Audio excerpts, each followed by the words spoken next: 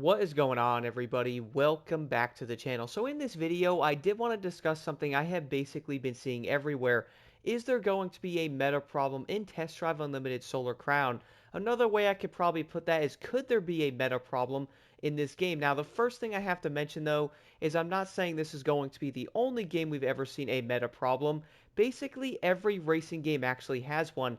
Now, I'm also going to touch on that entire thing here in a quick second, but the reason why I did want to talk about this, though, is I have been seeing this pop up. Now, we do all know right now, guys, when there is going to be class bases, that yes, there is always going to be a good car in those said categories, but sometimes you can actually have a car that is a tad too good to where basically the other cars are most likely going to be useless.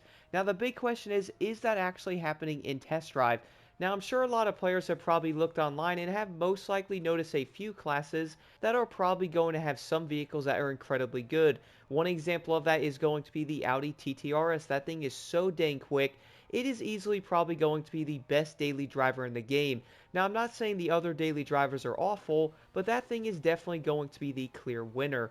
Besides that, we're also going to have the buggy in the cross-country category, which we can all agree, guys, the buggy is absolutely insane. Like, why would you actually run something like the Land Rover over it? Because the buggy is so dang quick, it accelerates so fast, and it really is going to be so much better in a lot of areas. Now, it is going to have a few flaws, like the way that it does corner and stuff, but that is probably going to be a way to balance it with how fast it actually is. Now, I do know a lot of people might come in and go, well, yeah, there's going to be good cars in certain classes. That's always going to happen. And that is going to be very true. And on top of that, though, it also doesn't necessarily mean that every single car is going to be terrible in a way. But we can all tell by looking at some of the leaderboards that, yeah, well, you're probably going to want to use the buggy on this event because all the other cars aren't quick enough. And if you're trying to get like the fastest time or something, then that would most likely make sense. Now, the reason why I did want to talk about this in another way, though, is, well, we all do know right now, like, people can't come through and go, man, like, look at the car balancing in Test Drive, man. It's the worst we've ever seen in a racing game. Here's the thing, bro. Every single racing game has meta issues, and I'm actually going to go over multiple different games here. That way I'm not going to seem biased toward one of them, or you guys are actually going to see where I'm coming from on this. So first game I did want to talk about is going to be Need for Speed Heat. Now, we all do know right now in that game we had the lovely Porsche RSR. That thing was absolutely insane. There was other parts people used to use, like the Mazda with like a Porsche swap in it. That car is also going to be incredibly quick.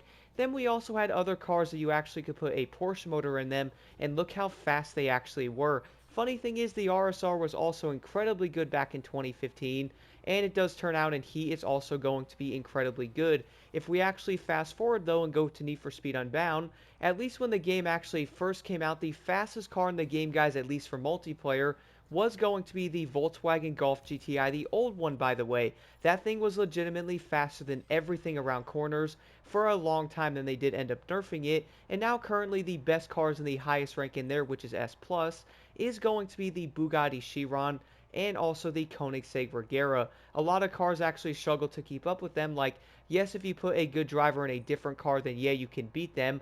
But if you put a really good driver in something like the Regera or that Bugatti, they are most likely going to win that race, and it's not even going to be close.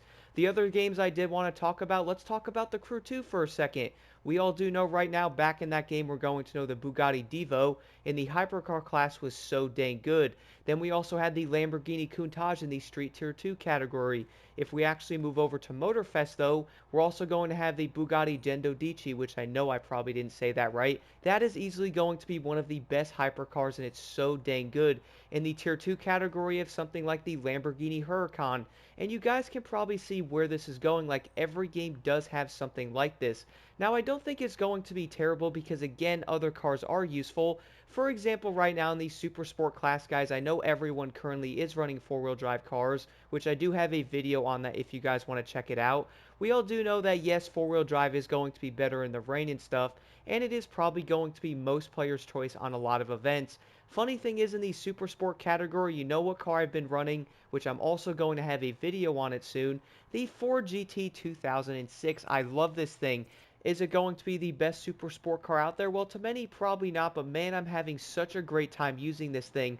Like, sure, yeah, it's going to be rear-wheel drive, it's going to slide in the rain and stuff, but it's still going to be usable about 95% of the time. Like, yeah, you're probably not going to grip as much as something like a four-wheel drive car, but this thing can still easily be usable in most of the events. And I do feel like a lot of players are still going to run the rear-wheel drive vehicles. Like a quick example of this, I do know in the hypercar category that a lot of players are probably going to go after the Bugatti and stuff because they are going to be four-wheel drive.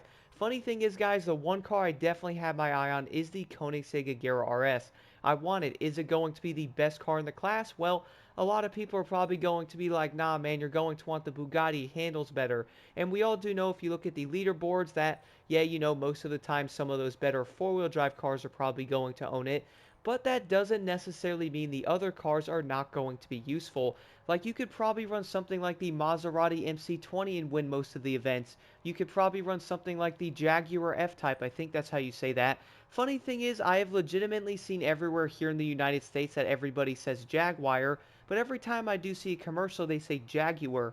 Kind of odd, guys. Let me know your thoughts on that one in the comments. But again, though, I do feel like it's just going to come down to like a preference thing, or unless you're actually going for like the top leaderboards and stuff like that, like if there's going to be a high stakes event or one of those time attack things, you are then most likely going to want to pick the fastest car that you probably have, which that car could be one of the meta ones, but you're going to be the most comfortable in that thing so that way you can get the best score. So I am going to understand that things like that are going to happen. Are you going to have to use something like the meta car 24/7? To be honest on that though, I would probably say no. The reason for that, unless you're actually chasing like the big leaderboards, or maybe you might be struggling to beat some of the AI here in Test Drive, which is probably going to be a challenge in itself depending on what car they're actually running. If you guys are having problems with that, by the way, if you do know they drive a certain car, like for example, if you see one of the AI driving a super fast, one way I did actually find to get rid of this is to keep restarting that event because the AI don't drive the exact same cars every time, at least I have noticed it, and it can actually make some of the races a tad more bearable if they're not going to be driving something like that one. I also do want to mention this though because if we look back at something like Motorfest for example, not everybody is going to be running the best cars 24/7. Like yes, if you're doing a summit or maybe you're in the PvP for that matter, then yeah, you're probably going to want to pick one of the better cars that way you can compete. And if a lot of players are picking a said meta car, like let's say the Bugatti Gendodici again, then you're probably going to want to use something that's on par with it. But if you're actually like me though, you might not be the biggest fan of the quote-unquote meta cars, and you would end up preferring to use something else. And again guys, a big thing about this can also come down to the skill level, because if you put someone in a decent car against that, you can still probably beat most of them in that set event. So I would say it's probably going to play out in different aspects and stuff like that. But either way, I would like to know what you guys think about the entire meta standpoint here on Test Drive Unlimited Solar Crown. Do you think it's actually going to be an issue in the future? Can it be something that actually could be fixed? Like, could they go in, buff some other cars, or, you know, maybe nerf a few cars, like maybe the super fast might end up getting nerfed? Because 350 miles per hour is a bit insane. Like, I feel like a few cars might receive a tad nerf somewhere, where maybe they can actually update some of the other cars to make them slightly better and also more usable. It's probably going to be something we may end up seeing in the future, but then again though, they do actually seem like they're listening to the community themselves, so maybe they're actually going to go by what players actually want. But again guys, let me know your thoughts on the entire meta thing in the comments below.